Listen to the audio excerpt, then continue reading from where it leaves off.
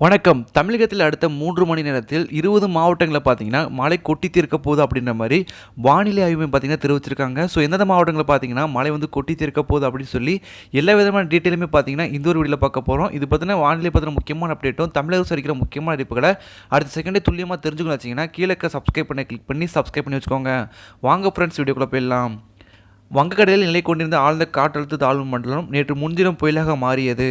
இந்த மாண்டஸ் புயல் சென்னையை நோக்கி 60 கிலோமீட்டர் வேகத்தில் நகர்ந்து கொண்டிருந்த நிலையில் நேற்று நள்ளிரவு கரையை கடக்கும் என வானிலை மையம் கணித்திருந்தது. அதன்படி மாமல்லபுரம் அருகே இன்று அதிகாலை புயல் கரையை கடந்தது.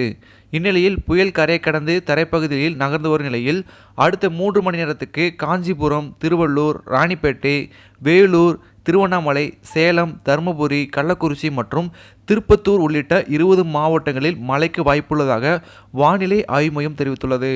தமிழகத்தில் பார்த்தீங்கன்னா நேற்று மற்றும் அதுக்கு முந்தினம் பார்த்தீங்கன்னா மழை வந்து கொட்டி தீர்ந்தது.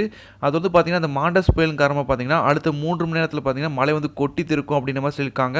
குறிப்பாக சொல்லப்போனால் அடுத்த 3 மணி நேரத்தில் வந்து எந்தெந்த மாவட்டங்களில் வந்து மழை பெய்ய போகுது அப்படின்னு பார்த்தோன்னா காஞ்சிபுரம், திருவள்ளூர், ராணிப்பேட்டை, வேலூர், திருவண்ணாமலை, சேலம், தருமபுரி, கள்ளக்குறிச்சி மற்றும் திருப்பத்தூர் போன்ற அது கூட பார்த்தீங்கன்னா 20 மாவட்டங்களில் வந்து மழை வந்து பெய்ய போகுது அப்படின்ற மாதிரி சொல்லியிருக்காங்க.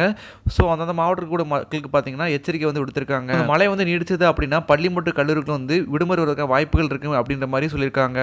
இது போன்ற வானிலை பற்றின முக்கியமான அப்டேட்டை அடுத்த செகண்டே துல்லியமாக தெரிஞ்சுக்கணும் வச்சிங்கன்னா கீழே சப்ஸ்கிரைப் பண்ணி வச்சுக்கோங்க.